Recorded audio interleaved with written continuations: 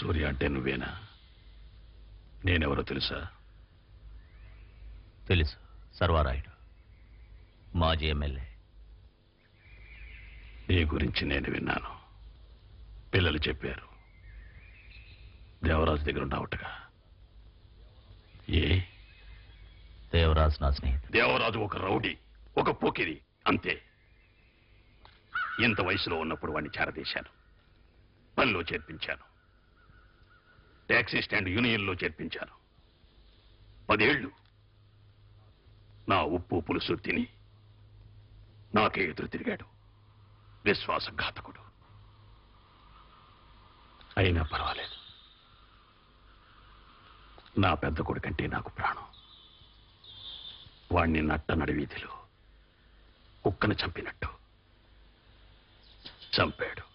తెలుసు, మీ అబ్బాయి దేవరాజును చంపాలని చూశాడు. అది కూడా తెలుసు. కారణం లేకుండా దేవరాజు ఏ పని చేయడు. లేదు సూర్య, నీకు దేవరాజు గురించి తెలియదు. నా దగ్గరకు వచ్చాయి.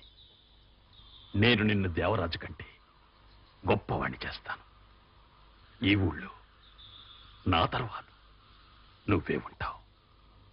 కేవలం డబ్బే కాదు, పదవి, అంతస్తు, అధికారం అన్నీ. ఏమంటావు?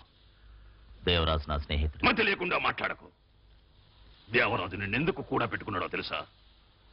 నీ మీద పెద్ద ప్రేమో అభిమానమో కాదు. నీకు భయం అనేది లేదు.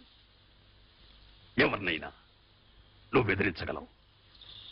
నువ్వు పక్కనుంటే వాడికి ఏ కీడు జరగదు. అంతే. ప్రేమో అభిమానమో కాదు. రా, నా దగ్గరకు వచ్చాయి. వాడితోనే ఉంటే అనవసరంగా చస్తావు. నీ కూడా బ్రతకడం కంటే దేవాతో చావడం మేలు.